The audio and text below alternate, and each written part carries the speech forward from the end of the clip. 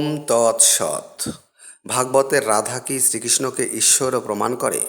সুপ্রিয় দর্শক, এর আগে শ্রীমান গোপাল দাসের সনাতনী শাস্ত্রে রাধার অস্তিত্ব বিষয়ক বক্তব্য খণ্ডন করে দুটি ভিডিও আমি পাবলিশ করেছি, যাতে বেদ, গোপাল তাপনি এবং ছান্দোগ্য উপনিষদে রাধার কোনো কথা যে বলা নেই তা প্রমাণিত হয়েছে। আজকের ভিডিওতে আমি ভাগবতে রাধার অস্তিত্বের বিষয়ে আলোচনা করব। তার আগে আসুন শুনে নিই গোপাল দাস ভাগবতে রাধার অস্তিত্ব সম্পর্কে কি বলেছে। অনেকের প্রশ্ন হতে পারে, এতগুলি পুরাণে রাধারানীর বর্ণনা থাকলেও কেন তিনি সাধারণ মানুষের মধ্যে খুব বেশি জ্ঞাত নন? তার কারণ হচ্ছে রাধারানীর স্বরূপ ও তত্ত্ব অত্যন্ত নিগূঢ়, গোপনীয়। তিনি এজন্য বেদগুপ্ত, বেদে সংগুপ্ত বলে অভিহিত হন। এখানে গোপাল দাস বললেন রাধারানীর স্বরূপ ও তত্ত্ব অত্যন্ত নিগূঢ়, গোপনীয়। তিনি এজন্য বেদগোপ্য, বেদে সংগুপ্ত বলে অভিহিত হন। প্রথম কথা হচ্ছে, এই কথার রেফারেন্স কি? বেদের কোথায় বলা আছে যে রাধা বেদগোপ্য, সংগুপ্ত? আর দ্বিতীয় কথা হচ্ছে, রাধা যদি অত্যন্ত নিগূঢ়, গোপনীয় হয়, তাহলে গোপাল দাস কেন বলেছে যে অনেক পুরাণেও রাধারানীর লীলাবিলাস বর্ণনা করা হয়েছে? এইভাবে তার নাম সকল বৈদিক শাস্ত্রে, শ্রুতি, স্মৃতি, পুরাণাদি ও তন্ত্রসমূহে দেখা যায়। শুনুন তার সেই কথা। অন্য অনেক পুরাণেও রাধারানীর লীলাবিলাস বর্ণনা করা হয়েছে। এইভাবে তার নাম সকল বৈদিক শাস্ত্রে, শ্রুতি, স্মৃতি, পুরাণাদি ও তন্ত্রসমূহে দেখা যায়। একবার গোপাল দাস বলছে যে সনাতনে বিভিন্ন শাস্ত্রে রাধার কথা উল্লেখ আছে, আবার সে বলছে যে রাধার স্বরূপ অত্যন্ত নিগূঢ় এবং গোপনীয়। এটা ভণ্ডামি না দিব্য জ্ঞানজনিত মূর্খতা? এরপর রাধা সম্পর্কে গোপাল দাস কি বলেছে শুনুন। যেহেতু তিনি অত্যন্ত গোপনীয় এবং ভগবানের প্রিয়তমা, সেজন্য ভগবান অভিলাষ করেছিলেন যে তিনি স্বয়ং তাঁর গুণ মহিমা প্রকাশ করবেন। যেহেতু সাধারণ মানুষের রাধা তত্ত্ব সম্বন্ধে সম্যক ধারণা নেই, সেজন্য ভগবান যোগমায়াকে আদেশ করেন যাতে শাস্ত্রে যেসব অংশে রাধারানীর কথা বর্ণিত হয়েছে সেই অংশগুলি যাতে দুর্বোধ্য ও দুর্জ্ঞেয় হয়, এবং যাতে তার মহিমা মানুষের কাছে অজ্ঞাত থাকে, যতদিন না তিনি স্বয়ং গৌরাঙ্গ স্বরূপে অবতীর্ণ হয়ে সেই তত্ত্ব প্রকাশ না করেন। এতক্ষণ গোপাল দাস যে ভাট বকল তার রেফারেন্স কি? কোথায় লেখা রয়েছে এইসব বাকোয়াজ আজে বাজে কথাবার্তা? গলায় মালা, নাকে তিলক কেটে এইসব মিথ্যা বলে সাধারণ লোকজনকে বিভ্রান্ত করার মানে কি? শাস্ত্রের প্রকৃত সত্য তুলে না ধরে সাধারণ মানুষকে বিভ্রান্ত করা যে পাপ, সেটা কি এরা জানে না? রাধা যদি সনাতনী শাস্ত্রে এত গুরুত্বপূর্ণ হয়, তাহলে তার কথা শ্রীকৃষ্ণ সম্পর্কিত গ্রন্থ বিষ্ণু পুরাণ, হরিবংশ, মহাভারতে নেই কেন? আর রাধা যদি শ্রীকৃষ্ণের জীবনেই এত গুরুত্বপূর্ণ হয়, তাহলে শ্রীকৃষ্ণ রাধার কথা গীতায় বলেননি কেন, যেটা তাঁর নিজের মুখনিসৃত বাণী? শুধু তাই নয়, শ্রীকৃষ্ণ রাধাকে বিয়ে না করে রুক্মিণীকে বিয়ে করেছিলেন কেন? প্রসঙ্গক্রমে এখানে উল্লেখ করছি, যদিও ব্রহ্ম বৈবর্ত পুরাণে রাধার সাথে শ্রীকৃষ্ণের প্রেম, বিয়ে ও যৌনতার কাহিনী আছে, কিন্তু ব্রহ্ম বৈবর্ত পুরাণকে আমি বেদব্যাস রচিত পুরাণ বলে স্বীকার করি না। কারণ এটা স্বীকার করলে শ্রীকৃষ্ণ আর ঈশ্বর থাকেন না, তিনি পরিণত হন একজন ইতর শ্রেণীর লম্পটে, যা হরিবংশ এবং মহাভারতে বর্ণিত শ্রীকৃষ্ণ চরিত্রের সম্পূর্ণ বিপরীত। তাই ব্রহ্ম বৈবর্ত পুরাণের লম্পট কৃষ্ণকে গোপাল দাসের মতো দিব্যজ্ঞানী মূর্খরা ঈশ্বর ভাবতে পারে, যেহেতু রাধা ছাড়া তাদের চলে না। কিন্তু কোনো প্রকৃত জ্ঞানী ব্যক্তি কখনো পরমেশ্বর শ্রীকৃষ্ণের পাশে রাধাকে স্বীকার করতে পারেন না। এবার প্রবেশ করি মূল বিষয়ে, যে ভাগবতে রাধার নাম আছে কিনা, এবং থাকলেও কোথায়, তা কিভাবে আছে। এই বিষয়ে গোপাল দাস কি বলেছে তা আগে শুনুন। শ্রীমদ্ ভাগবতে কি শ্রীমতী রাধারানীর নাম রয়েছে? কখনো কখনো কিছু হতভাগ্য ব্যক্তি রাধারানীকে স্বীকার করতে কুণ্ঠা প্রকাশ করে এই যুক্তিতে যে তার নাম শ্রীমদ্ ভাগবতে উল্লেখ করা হয়নি। অবশ্য গৌড়ীয় আচার্যগণ কিন্তু ভিন্ন যুক্তি দিয়েছেন কেন তার নাম সরাসরি শ্রীমদ্ ভাগবতে উল্লেখ করা হয়নি, যদিও পরোক্ষভাবে শ্রীমদ্ ভাগবতে তার নাম উল্লেখ করা হয়েছে। এই প্রসঙ্গে শ্রীল সনাতন গোস্বামী বৃহৎ ভাগবতামৃতে উল্লেখ করেছেন, মহারাজ পরীক্ষিত তার মাতা উত্তরাকে বললেন, হে মাতা, আমার গুরুদেব শ্রীল শুকদেব গোস্বামী যখন শ্রীমদ্ ভাগবতম বর্ণনা করছিলেন, তখন তিনি কোনো গোপিকার নাম উল্লেখ করতে সমর্থ হননি। তার কারণ হচ্ছে এই যে, যদি তিনি কোনো গোপিকার নাম উচ্চারণ করতেন, তাহলে তাদের স্মৃতি তাঁর চিত্তে জাগরুক হওয়ায় তিনি তীব্র প্রেম অগ্নি অনুভব করতেন। তার ফলে দিব্য আনন্দময় ভাবের অনুভবে তাঁর চিত্ত এতটাই বিবশ হয়ে পড়ত যে তার ফলে তার কণ্ঠ অবরুদ্ধ হয়ে পড়ত এবং তিনি শ্রীমদ্ ভাগবত কীর্তনে অসমর্থ হতেন। এর ফলে তার পক্ষে শ্রীমদ্ ভাগবত আবৃত্তি অব্যাহত রাখা অসম্ভব হয়ে পড়ত, ভাগবত কথা ব্যাহত হতো। সেজন্য রাসলীলা আদি বিভিন্ন লীলাবিলাসের বর্ণনার সময়ে যদিও তিনি গোপিকাদের পরম প্রেমময়তার বর্ণনা করেছেন, কিন্তু তিনি কারোরই নাম উল্লেখ করেননি। শ্রীল শুকদেব গোস্বামী তাঁর সাধ্যমতো প্রয়াস করেছিলেন কোনো গোপিকার নাম উচ্চারণ না করতে, কিন্তু তা সত্ত্বেও তিনি নিজেকে সম্পূর্ণ সংবরণ করতে সমর্থ হননি, যার ফলে তিনি একসময় তিনি পরোক্ষভাবে রাধারানীর নাম উল্লেখ করেন। ভাগবতে রাধার কথা না থাকা সম্পর্কে এই যে কল্পকাহিনী গোপাল দাস শোনালো, সে সম্পর্কে তাকে কিছু প্রশ্ন করছি। ভাগবতে রাধার নাম না থাকা সম্পর্কে গৌড়ীয় বৈষ্ণবগণ ভিন্ন যুক্তি দেবেন কেন? পারলে তারা রেফারেন্স দেবেন, নয়তো চুপ করে থাকবেন। কিন্তু ভিন্ন যুক্তি কেন দেবেন? যুক্তি দ্বারা কি শাস্ত্রীয় প্রমাণ সিদ্ধ হয়? শ্রীল সনাতন গোস্বামী বৃহৎ ভাগবত অমৃত লিখতে গেলেন কেন? গোঁজামিল দিয়ে ভাগবতে রাধার অস্তিত্বকে প্রমাণ করতে? ভাগবত মূল সংস্কৃতে লেখা রয়েছে, ওনার যদি ইচ্ছা হয় তিনি সেটার অনুবাদ করতে পারেন। গোঁজামিল দিয়ে ভাগবতকে বড় করে সেটার নাম বৃহৎ দিতে হবে কেন? এরপর পরীক্ষিত যে তার মায়ের সাথে ভাগবতে রাধার অনুপস্থিতি সম্পর্কে আলোচনা করেছিলেন, সেই তথ্য শ্রীল সনাতন গোস্বামী কোথায় পেয়েছেন? সনাতন ধর্মের যেসব প্রামাণ্য গ্রন্থে শ্রীকৃষ্ণ সম্পর্কিত বিষয় আলোচিত হয়েছে, সেগুলোর কোনোটাতে কি এ সম্পর্কে কোনো কিছুর ইঙ্গিত আছে? শাস্ত্র সম্পর্কে অনুমান করে কি কোনো কথা বলা উচিত? এছাড়াও শ্রীল সনাতন গোস্বামীর অনুমান ভিত্তিক কথাকে কেন মানুষ শাস্ত্রের কথা বলে মেনে নেবে? উনি কি কোনো মুনি না ঋষি? উনি সাধারণ মানুষ, কিন্তু পূজনীয় মানুষ। পূজনীয়র মতো কাজ করবেন, যা বলবেন তা শাস্ত্রসম্মত কথা বলবেন। যে ব্যক্তি শাস্ত্রের বাইরে কথা বলে, সে কি আর পূজনীয় থাকে? থাকে না। সে পরিণত হয় একজন দিব্যজ্ঞানী উন্মাদে। তার কথা সাধারণ মানুষ কেন মানবে? এছাড়াও সনাতন গোস্বামীর মন গড়া কাহিনীকে বিশ্বাস করলে সুখদেব গোস্বামী হয় একজন যৌন উন্মাদ কামক ব্যক্তি, যে রাধার রূপ লাবণ্যকে স্মরণ করে তীব্র প্রেমাগ্নিতে ভুক্ত, কামের আগুনে তার চিত্ত বিহ্বল হয়ে যেত, ফলে সে ভাগবত কথা বর্ণনা করতে পারত না। এখানে প্রশ্ন হচ্ছে, ভাগবত তো সুখদেব রচনা করেননি, ভাগবত রচনা করেছেন সুখদেবের পিতা ব্যাসদেব। সুখদেব জাস্ট ভাগবত পড়ে সেই কাহিনী পরীক্ষিতকে শুনিয়েছেন মাত্র। তো সেটা পড়ে শোনাতে সুখদেবের চিত্ত বিহ্বলতার তো কোনো কারণ নেই।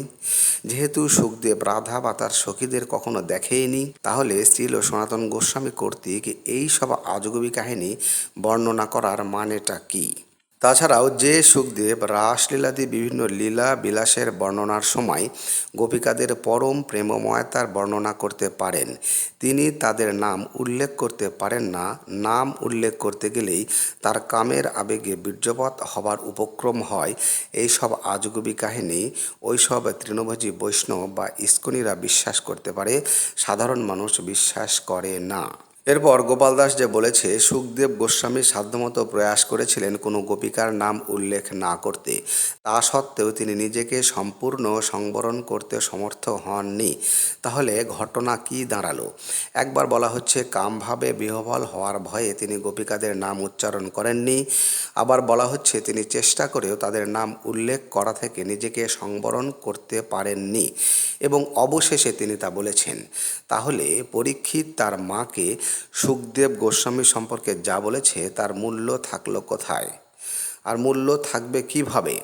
আজগুবি কাহিনীতে কারো কোনো কথার মূল্য থাকে কি? যা হোক, এবারে দেখা যাক ভাগবতে কিভাবে রাধার কথা বলা আছে এবং তার দ্বারা শ্রীকৃষ্ণ ঈশ্বর হিসেবে গণ্য হন কিনা।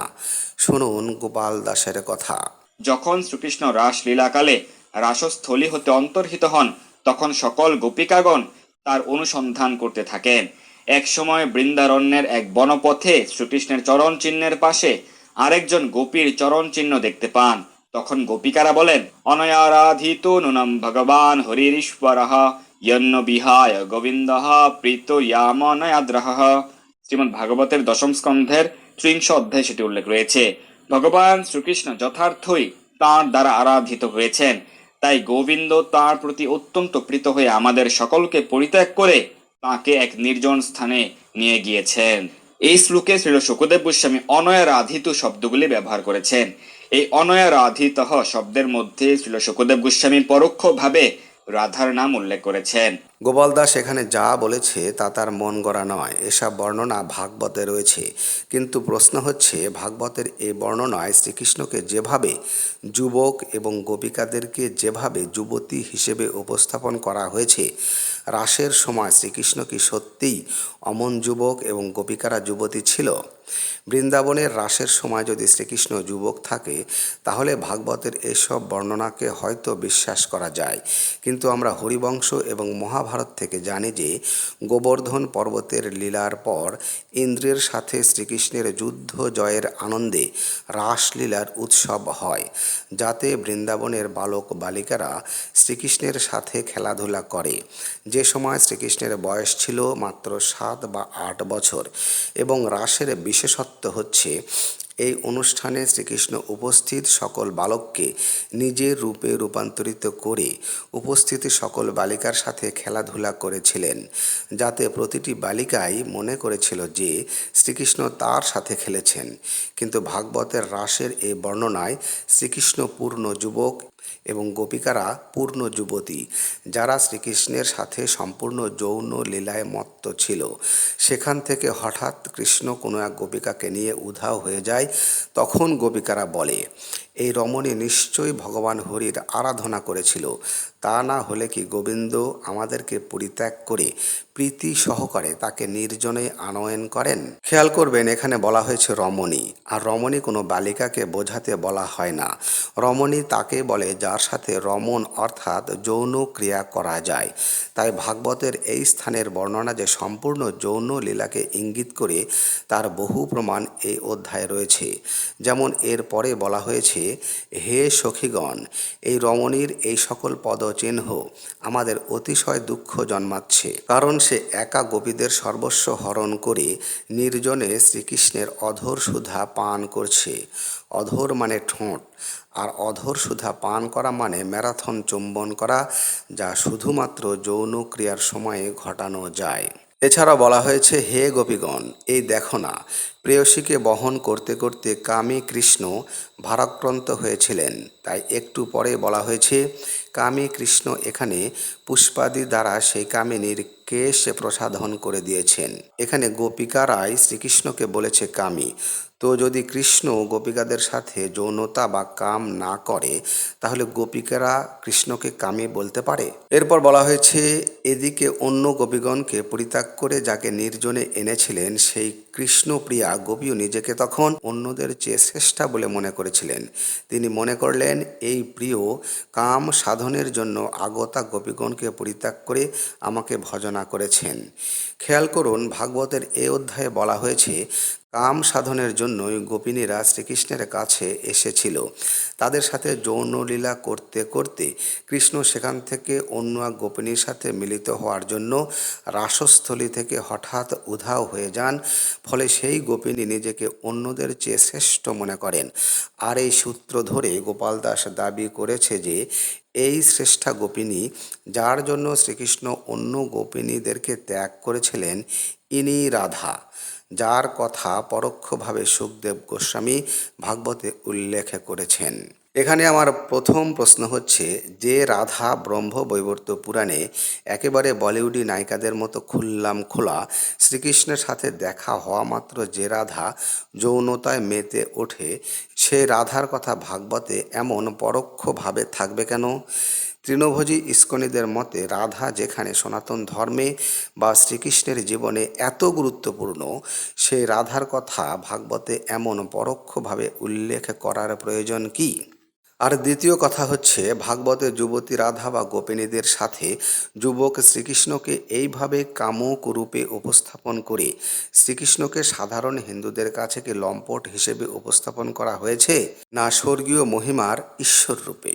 এছাড়া হরিবংশ, এমনকি এই ভাগবত যেখানে এই সাক্ষ্য দিচ্ছে যে শ্রীকৃষ্ণ 11 বছর বয়সের পূর্বেই বৃন্দাবন ত্যাগ করে মথুরায় চলে যান কংসকে বধ করার উদ্দেশ্যে, যার পর তিনি আর কোনোদিন বৃন্দাবনে যাননি, তাহলে বৃন্দাবনের রাসস্থলীতে যুবক কৃষ্ণ এলো কোথা থেকে? আর তার সাথে যুবতী গোপিনীরা বা যুবতী রাধায় বা এলো কোথা থেকে? তাদের সাথে কৃষ্ণের যৌনকলিত দূর কি বাদ।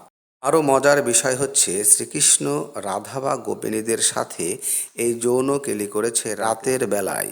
তাই এখানে প্রশ্ন উঠে যে শ্রীকৃষ্ণ কি পৃথিবীতে অবতার রূপে এসেছেন রাতের বেলা বৃন্দাবনের পুরুষদেরকে ঘুমে বিভোর রেখে তাদের স্ত্রীদেরকে ভোগ করার জন্য? এর কোনো জবাব আছে গোপাল দাসের মতো দিব্যজ্ঞানী উন্মাদদের কাছে? শেষ কথা হচ্ছে ব্রহ্মবৈবর্ত পুরাণে বা ভাগবতে যেখানে রাধাকে এই রকম নষ্টাভাবে উপস্থাপন করে তার মাধ্যমে শ্রীকৃষ্ণের চরিত্রকে কলঙ্কিত করা হয়েছে, সেটা যদি আপনি বলেন তখন তৃণভোজী বৈষ্ণব বা ইস্কনিরা বলবে এটা আপনার দেখার দোষ। চোর যেমন ভালো মানুষকেও চোর মনে করে, আপনার চরিত্র বা দৃষ্টিভঙ্গিও সেরকম। বিশুদ্ধ চিত্ত নিয়ে রাধাকে দেখেন, তাহলে আর এমন মনে হবে না। আরে ভাই, কোনো মেয়ে যদি আপনার সামনে এসে তার ওড়না ফেলে দেয় তাহলে তার বুকের দিকে আপনার নজর যাবেই। এটা আপনার চরিত্রের দোষ নয়, এটাই প্রকৃতির স্বাভাবিকতা। রাধার চরিত্রে আপনারা খারাপ কিছু দেখতে পান না আপনাদের দিব্য জ্ঞানের কারণে। বাস্তবের মাটিতে দাঁড়িয়ে সাধারণ মানুষের দৃষ্টিতে দেখুন, তাহলে বুঝতে পারবেন রাধার মাধ্যমে নানা রকম মিথ্যা কাহিনী বানিয়ে শ্রীকৃষ্ণের চরিত্রকে কলঙ্কিত করা হয়েছে। শ্রীকৃষ্ণকে রাধা চরিত্র স্বর্গীয় মহিমায় উদ্ভাসিত করেনি, তাহলে কেন পড়ে থাকতে হবে মিথ্যা রাধাকে নিয়ে, এবং কেন তাকে ইনিয়ে বিনিয়ে প্রমাণ করতে হবে শ্রীকৃষ্ণের পাশে বা সনাতনী শাস্ত্রে? আর কেন সনাতন ধর্ম নিয়ে কটূক্তি করার অস্ত্র তুলে দিতে হবে বিধর্মীদের হাতে? সুপ্রিয় দর্শক, গোপাল দাস যতই তেনা পেঁচাক, মূল সংস্কৃত ভাগবতে যে রাধার কোনো অস্তিত্ব নেই সেটা নিশ্চিতভাবে আজকের আলোচনা থেকে প্রমাণিত। শুধু তাই নয়, আপনারা নিশ্চয়ই এটাও বুঝতে পেরেছেন যে ভাগবতের কিছু বর্ণনা দ্বারা শ্রীকৃষ্ণকে লম্পট এবং কামী হিসেবে উপস্থাপন করে তার স্বর্গীয় মহিমাকে কলঙ্কিত করা হয়েছে, যার সমর্থক গোষ্ঠী হল নিরামিষভোজী চৈতন্য অনুসারী বৈষ্ণব তথা ইস্কনিরা। কিন্তু ভাগবতের এই অংশ যে শ্রীকৃষ্ণের চরিত্রকে কালিমালিপ্ত করার জন্য প্রক্ষিপ্ত বা পরে ঢোকানো, তাতে কোনো সন্দেহ নেই। তাই সনাতন ধর্মের প্রকৃত সত্যকে জানতে গোপাল দাসের মতো এসব দিব্যজ্ঞানীদের থেকে দূরে থাকুন, কারণ এরা রাধা সম্পর্কে যা বলে তার পুরোটাই মনগড়া মিথ্যা কল্পকাহিনী, যার মাধ্যমে শ্রীকৃষ্ণের স্বর্গীয় চরিত্রকে কলঙ্কিত করা হয়, যা এই তৃণভোজী মূর্খরা উপলব্ধি করতে পারে না। তাই গোপাল দাসদের মতো মূর্খদের কথাকে বিশ্বাস করলে আপনাদের ইহকাল পরকাল দুটোই শেষ। সুপ্রিয় দর্শক, এজন্যই আপনাদের কাছে অনুরোধ, সনাতন ধর্মের প্রকৃত সত্য জানার জন্য দেখুন আমার ভিডিওগুলো, কারণ আমি কখনো শাস্ত্রীয় রেফারেন্সের বাইরে কোনো কথা বলি না, এবং আমার কথার বিরুদ্ধে পাল্টা যুক্তি দেবার মতো কোনো সাধু সন্ন্যাসী ব্রহ্মচারী মহারাজ এই বঙ্গে নেই। কারণ সত্যই আমার শক্তি, যে সত্য হলো সনাতন। যে কারণে আমি বলি জয় সনাতন, জয় শ্রীরাম, জয় শ্রীকৃষ্ণ।